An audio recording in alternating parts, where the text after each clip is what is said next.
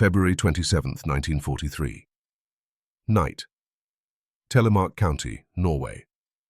Wind-driven snow scoured a deep gorge like countless cold rasps, grinding at rock and air alike. On one side of the gorge rose a wall of stone almost vertical, sheathed in ice crust and frozen drift, giving off a bluish-grey, ghostly sheen under a washed-out moon. On the other side, perched at the lip of a cliff hundreds of meters above, the outlines of several buildings crouched like the spine of a great beast. A few windows leaked a steady yellow light, too steady, too visible, stark against the storm of blowing snow. That place was the Vemork hydroelectric plant. It looked cut off from the world, quiet in a way that felt unnatural. But it was not quiet. It was held by Germany's most elite guard forces, and inside its reinforced structures, men were producing a special substance with a bluntly literal code name: heavy water. At the bottom of the gorge, pressed tight against the half-frozen Mona River, which gave off a low, grieving sound beneath its skin of ice, a small team moved with slow, deliberate certainty. There were 9 of them, dressed in white camouflage that nearly vanished into the snow. Their packs were bulky yet lashed down with meticulous care. Their faces were smeared with anti-glare grease paint. Their mission was simple in wording and merciless in execution: infiltrate the plant, reach the deepest basement, and use explosives to destroy the core pipelines and equipment tied to heavy water production. They had to move without leaving a trace that could be read in the first hour of daylight.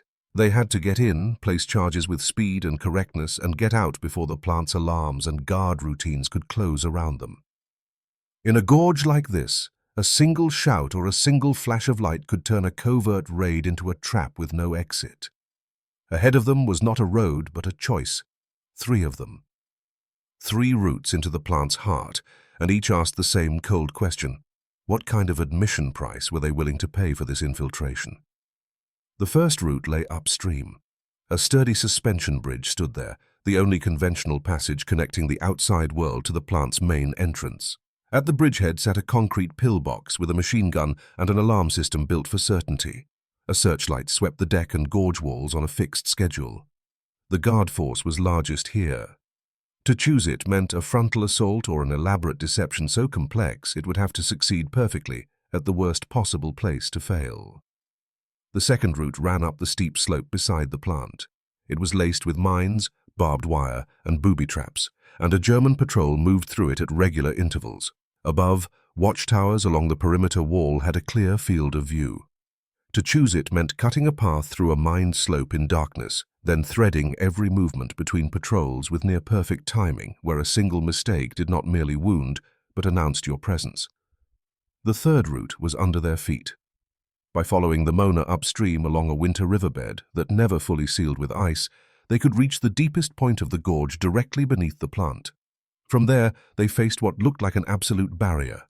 A cliff nearly 200 meters high, almost vertical, a brutal mix of ice, snow, and bare rock. Climb it, and you reached a narrow ledge outside the plant's perimeter. To choose it meant trusting rope and ice axe, trusting your companion's steady hands, and trusting that the enemy's confidence in the cliff's impossibility would be your only shield. Bridge, minefield, ice-clad cliff. 3 wagers. On the bridge, you gambled on firepower and luck. On the slope, you gambled on stealth and trap work. In the gorge, you gambled on climbing skill, physical limits, and the courage to come from the direction the enemy assumed was impossible. Post-war accounts cross-checked across multiple sources indicate that the Norwegian commando team, codenamed Gunnerside, after weighing options and conducting ground reconnaissance, chose the third route, the counterintuitive route, the technically demanding route, the route that leaned hardest on nature's own defenses. They were not here to fight a conventional battle. Their numbers were not even enough to mount an effective squad assault. They were here to execute something colder and more engineered, to erase a key material from Germany's war economy and research map with physical certainty. Their weapon was not mass. It was surprise and the ruthless efficiency of a single decisive cut. What exactly was heavy water? And why would the British Special Operations Executive, the SOE, and Norway's government in exile in London, accept the risk of losing elite operators to sabotage a remote plant in the mountains? To answer, step out of the storm for a moment and return to the era when nuclear physics began to tangle with the machinery of war. By then, top scientists understood that the nuclei of certain heavy elements, uranium-235 among them, could split when struck by a neutron, releasing enormous energy and additional neutrons. If those new neutrons struck other nuclei and caused more splitting, a self-sustaining chain reaction could occur, unleashing destructive power on a scale the world had not seen. That was the theoretical basis of an atomic bomb, and also the basis of nuclear power. The difficulty was that neutrons produced by fission emerge at very high speed. Moving that quickly, they often fail to interact efficiently with other nuclei. To make a controlled chain reaction feasible, those fast neutrons must be slowed into thermal or slow neutrons that are more readily captured. The substance used to slow neutrons is called a moderator. Heavy water was one of the best moderators known at the time. Chemically, it resembles ordinary water, H2O, but its hydrogen atoms are not ordinary hydrogen. They are deuterium, hydrogen with an extra neutron. That makes the molecule heavier and, crucially, highly effective at slowing neutrons. Compared with another candidate moderator, graphite, heavy water was less prone to absorbing neutrons in ways that undermined the reaction, and its purity requirements were, comparatively speaking, less punishing. The price was production. Heavy water was extraordinarily difficult and energy-intensive to make, requiring vast electrical power for complex electrolysis or distillation. Before the war, the only place in Europe capable of industrial-scale heavy water production was the Norsk hydro facility at Vemork, powered by cheap hydroelectricity. After Germany occupied Norway, the Germans recognized Vemork's value almost immediately. They seized control and pushed output to the limit. The precious liquid was carefully packed and shipped by sea and land routes to Germany, feeding research efforts led by top scientists such as Werner Heisenberg and the so-called Uranium Club. Heavy water became a clear material bottleneck on any path toward building a reactor and potentially a nuclear weapon.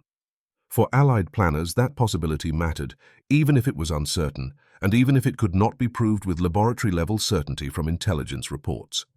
They were making wartime decisions under partial information.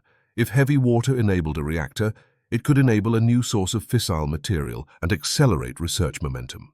In that logic, every shipment leaving Vimok was a shipment that tightened the future's margin for error. For the Allies, then, destroying or severely degrading Vimok's heavy water production became an irresistible objective. A large-scale bombing raid would be direct, but Vemork sat deep in a mountain gorge where accuracy would be uncertain. Civilian Norwegian workers could be killed, and the hydroelectric infrastructure itself could be ruined, creating both humanitarian and political disasters. A better option was precise sabotage. Destroy the delicate concentration equipment and key piping that could not be replaced quickly. A boundary of fact matters here.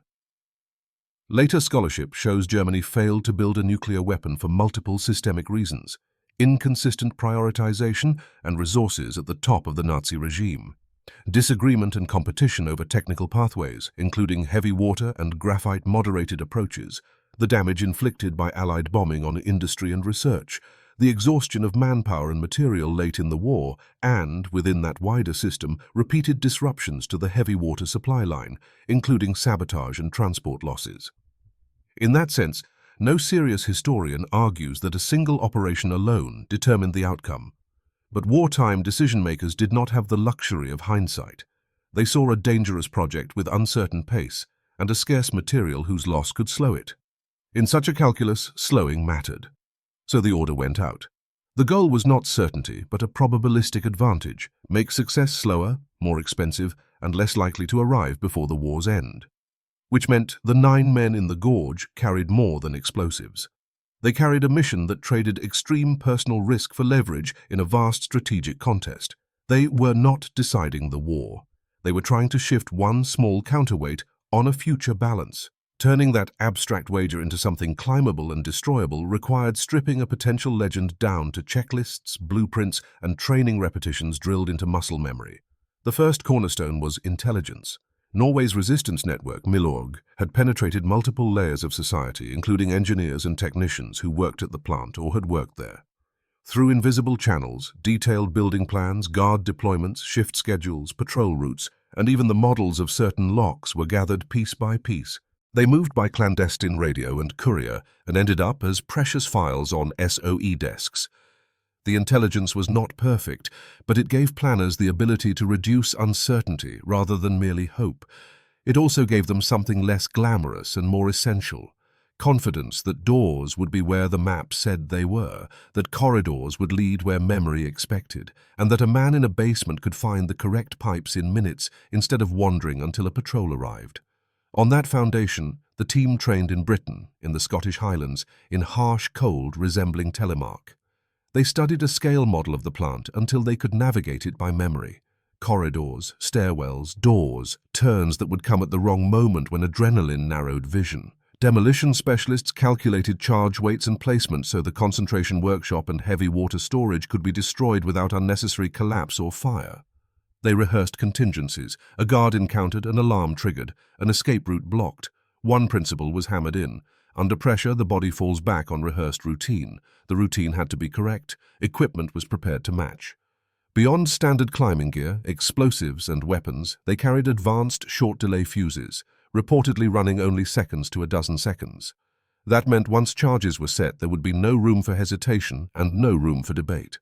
Clothing was treated against cold and moisture, and stripped of anything likely to rattle. Each man's supplies were calculated with precision, enough for high-intensity action and a long escape, but not so heavy that climbing became impossible. Surviving notes and later recollections describe a final briefing built around one idea: push complexity forward. Solve predictable problems before the operation begins. The operation itself should unfold like a script rehearsed until improvisation becomes unnecessary. In one later phrasing, in your head you have already walked through the whole operation, including the worst case, countless times. When you arrive, you repeat a familiar procedure in an unfamiliar place. That mindset extended into extreme division of labor. Who led the climb? Who handled demolition? Who watched? Who covered withdrawal? Who carried critical tools and backup fuses? A gesture, a glance, a tug on rope, and information passed without speech. So when they stood by the Mona, the greatest pressure was not fear of the unknown, but clarity about what was known. They knew the cliff's height and slickness. They knew how narrow the window would be once fuses were lit. They knew what exposure to superior forces would mean. They also trusted their skills, their equipment, and their plan. Planning ended. Execution began. Direct confrontation with rock, ice, steel, and chance. The real test started when they hurled the first rope, its grappling hook flying into the darkness of the wet, steep wall. Wind howled through the gorge's angles, lifting loose snow into brief white curtains that blinded the eye for seconds at a time. The roar was cover, smothering the tiny, unavoidable sounds of bodies scraping rock, crampons clicking, rope tightening. But it was also an enemy, pumping air at 20 or 30 degrees below zero into collars and cuffs, trying to strip warmth and will from the inside.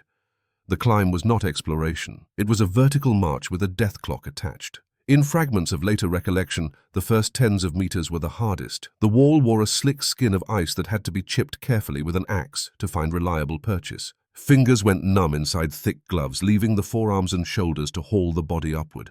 Crampons had to bite into ice or rock seams. Each placement demanded the caution of a heartbeat. They climbed with alternating protection. The lead man set anchors. The others followed one by one, recovering portions of gear to reduce weight below. There was no speech, only rope tugs and occasional eye contact in darkness. Bodies pressed close to the wall, stone chills seeping through layers, fighting the heat generated by effort. Each breath burst into a cloud and was torn away by the wind. Height increased slowly and relentlessly. The river's mournful sound faded. The plant's lights seemed closer, then vanished behind the rim again. The world shrank to a small patch of ice and rock in a headlamp beam stretching upward into black. Time dissolved into muscle burn, hammering pulse and the next hold. At some point, no one later could say exactly when, the lead climber's hand found the hard edge beneath rim snow, concrete or stone. No alarm sounded, no searchlight swept.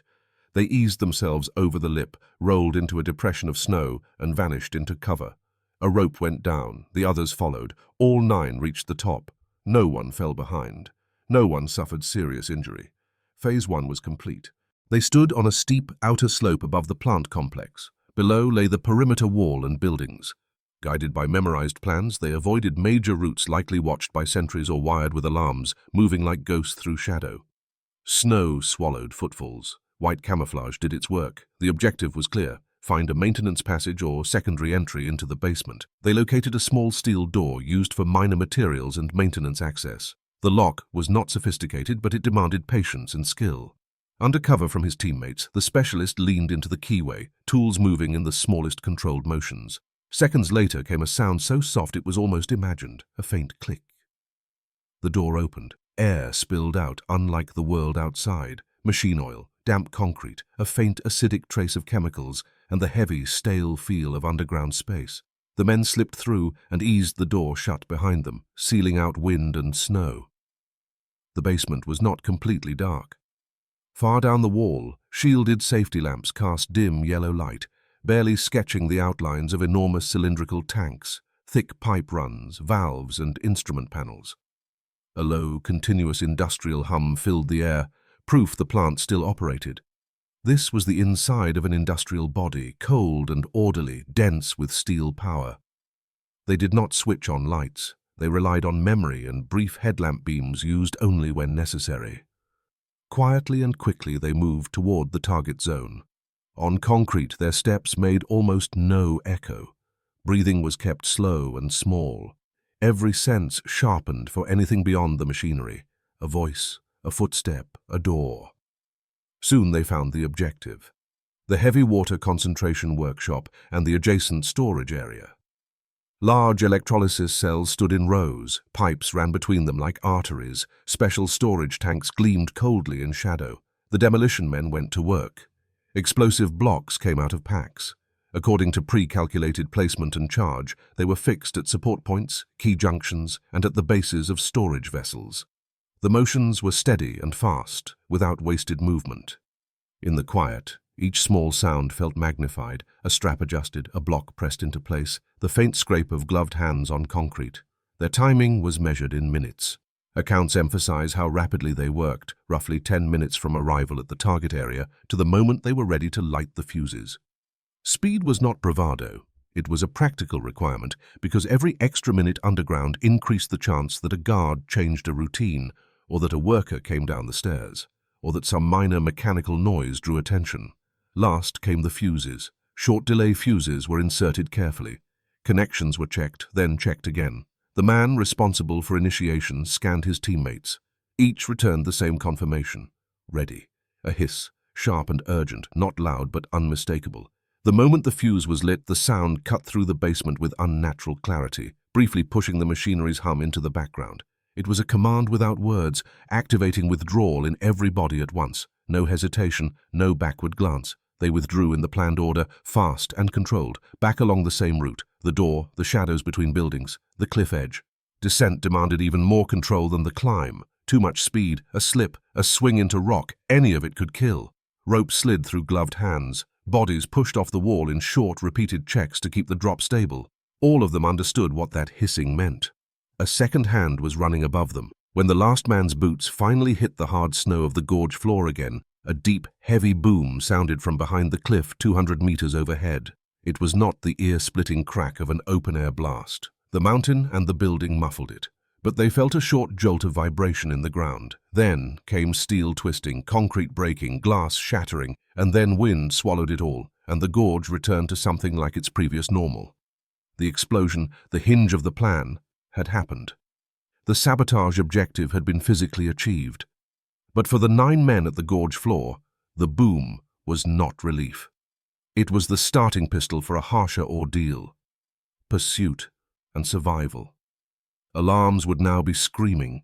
Guards would shake off shock and begin searching. Telephone lines would carry the news to nearby garrisons. Footprints in snow would become the most lethal trail.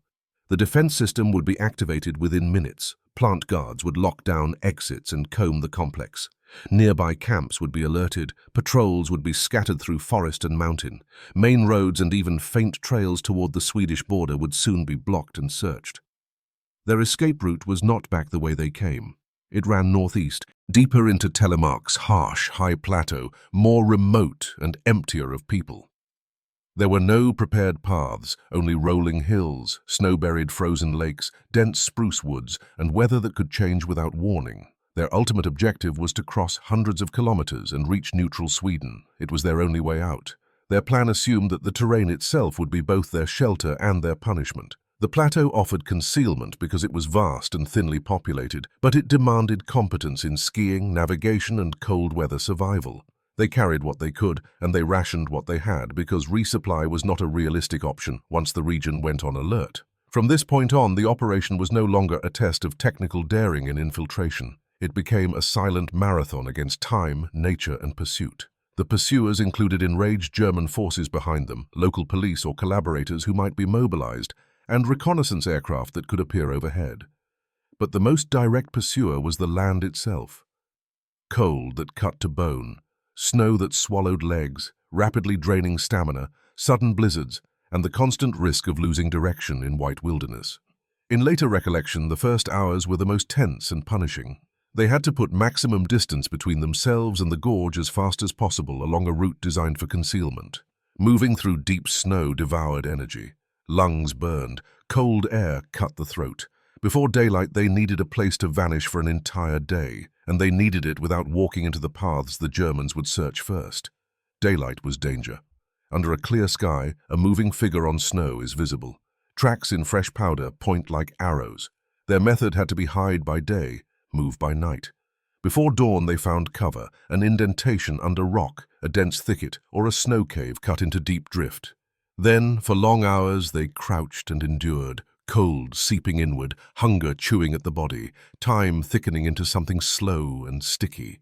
No fires, no loud talk, only shared body heat, hard frozen rations, melted snow for water, and the discipline to wait out the bright hours while the search apparatus tightened around the region. Cold stopped being background. It became a continuous attacker. It stole sensation from fingers and toes, stiffened joints, dulled thought. Frostbite began to appear, first as pain and numbness, then as an absence of feeling. Every step forward burned through stored heat that was increasingly limited. Hunger spread into weakness and loss of focus, and fatigue turned small decisions into hazards. Mental pressure was no less relentless. A distant bark, an engine far off, even wind through trees that for an instant sounded like voices could yank the heart tight. They avoided known roads, ski tracks, villages, and likely checkpoints. Navigation depended on maps, compasses, reading terrain, and, on rare clear nights, the stars. A small mistake could mean wasted energy, or worse, stumbling into an enemy-controlled area where a single shout could collapse the entire escape. This was not a cinematic escape filled with gunfights and chases. It was a quiet test of survival against physiology. On the plateau, what truly chased them was often not bullets, but the slow certainty of heat loss and energy depletion. In silence, the loudest sounds were the pounding of one's own heart, rough breath, and the crunch of compressed snow that felt as if it carried too far. Some accounts suggest that in moments of extreme fatigue and cold, what kept them moving was no longer lofty mission or fear of death, but something more primitive. Do not stop. Stop, and your heat bleeds away faster. Stop, and you may not stand again. The objective collapsed into smaller objectives. Reach the next hiding place, crest the next ridge, find the next star that holds direction. Miraculously, all 9 members of the Gunnerside sabotage team survived. After weeks of brutal ski travel, foot marches, and hiding in wilderness, they reached the Swedish border in small groups and crossed to safety. That alone is an extraordinary story of endurance, fieldcraft, and luck. The operation ended. The men survived. But for historical judgment, the work was just beginning. First, there was undeniable tactical success. Post-war declassified German plant reports, British intelligence assessments, and Norwegian records described the sabotage in the early hours of February 28, 1943, as a textbook example in purely military terms. It destroyed the high-concentration workshop in the basement, wrecked critical electrolysis cells and pipeline systems, and caused roughly 500 kilograms of produced heavy water, equivalent to months of output, to leak away when storage tanks were damaged. In the language of industrial systems, it struck precisely where replacement was hardest and time was most precious. The German response was swift and practical. Shocked that an attack could be executed through such an implausible route, they strengthened Vemork's defenses, especially along the cliffside, adding alarms, searchlights, and minefields.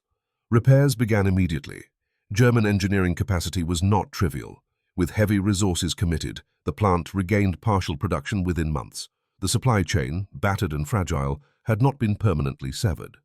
That leads to the more central and disputed strategic question. How much did this action, and later attacks on heavy water transport such as the well-known operation that sank the ferry Hydro carrying heavy water, really matter? Were they, as some popular accounts claim, the heroic acts that stopped a German atomic bomb? Mainstream scholarship tends toward a cautious, complex answer. Operation Gunnerside and the subsequent sabotage efforts did impose serious disruption and significant delay on Germany's nuclear work, often called the Uranium Project. Delay is a modest word that can hide brutal realities. A delay means a project misses a seasonal shipping window, loses trained personnel, runs out of spares, or becomes less credible inside a bureaucracy that measures every program against immediate military needs. In that sense, sabotage does not need to be permanent to be strategically meaningful. It needs only to force repetition and to impose uncertainty. They forced Germany to divert already strained resources, manpower, material, guard forces, engineering attention into defending a remote and vulnerable supply line. They increased the cost and uncertainty of acquiring a key strategic material. They applied ongoing psychological pressure by showing the project was not sheltered by absolute security. Most importantly, they consumed time. In war, months can mean missing a window that never reopens, but careful research rejects single-factor determinism. Germany's failure to succeed, and indeed its failure to build even an experimental reactor that reached criticality, came from multiple systemic problems interacting with one another. Inconsistent leadership emphasis and dispersed resources, disputes and competition over technical pathways, an industrial crisis under bombing that damaged power, chemicals, and precision manufacturing, and talent losses and isolation caused by Nazi policy. Sabotage against heavy water production and transport was one strand in a rope made of many strands, and the rope as a whole tightened around German capacity as the war progressed. A fitting metaphor is this. Germany's nuclear program was like a marathon runner already burdened by internal conflict and resource constraint. Allied actions did not sprint to the finish line and knock him down. They placed barriers on an already rough course, forcing stumbles, detours, and wasted effort. Operation Gunnerside was one of those barriers, placed with extraordinary precision. So if we strip away the myth of a lone act saving the world, the story still shines, perhaps with a truer light. It demonstrates a clear logic of modern war. In industrial warfare, balance is not shifted only by mass armies on front lines. It can also be nudged by an extremely precise strike against the most fragile node of an enemy's strategic supply chain. 9 men, with exceptional courage, skill and planning, forced a large empire to pay a higher cost and accept a more uncertain schedule for acquiring a resource that mattered to its scientists and planners. And there is a further legacy, beyond tactics and timing, that sits in the operations methods. Placed against the Second World War's violence on an unprecedented scale, cities turned to fire under thousands of bombers and civilians killed by the million. This operation suggests a different possibility. The logic of large-scale strategic bombing is to win by destroying an enemy's industrial capacity, infrastructure, and morale, often with damage that spills far beyond the military target. The kind of targeted sabotage Gunnerside represents is closer to surgery. Excise a specific military-industrial node while trying to spare civilians and non-military life. It constrains violence within a narrow and defined scope. At Vimok, Norwegian workers arriving in the morning would see parts of the plant destroyed and production halted, yet they and their families had not been consumed in their sleep. That contrast is sharp. It does not make sabotage gentle. It is still violence and destruction, and it carries extreme risk for those who perform it. But it reflects a stubborn attempt to preserve a boundary inside war's brutal logic. Destroy what must be destroyed, avoid what need not be harmed. For the men executing the mission, that precision became a severe professional and moral responsibility. Their rifles had to be restrained. The order was not to fire unless there was no other choice. Their explosive charges had to be measured to keep damage controlled. The operation had to be as clean and decisive as a scalpel, leaving no unnecessary death or chaos. Because the political legitimacy and moral persuasion of such action depend in large part on that restraint. And so we return to the gorge. Years passed. Vemork changed. The war became a chapter in books and exhibits in museums. But the Mona River still runs with spring melt and freezes in winter. The cliff still stands, silent in wind and snow. The loudest blast is long gone. What remains is not a simple hymn to heroism, and not a neat answer about decisive causation. It is a reminder of a possibility, that even in war's worst chaos, violence can be applied with discipline, limits, and purpose. They infiltrated like shadow. They sabotaged like thunder. They vanished like falling snow. They did not and could not end the war by themselves or prevent all evil. But they defined a way of using force that was more precise, more responsible, and closer to a human instinct for boundary and restraint. That is the quiet legacy Operation Gunnerside leaves behind. Beyond the sound of explosives, beyond the howl of snow, and beyond the endless arguments of history.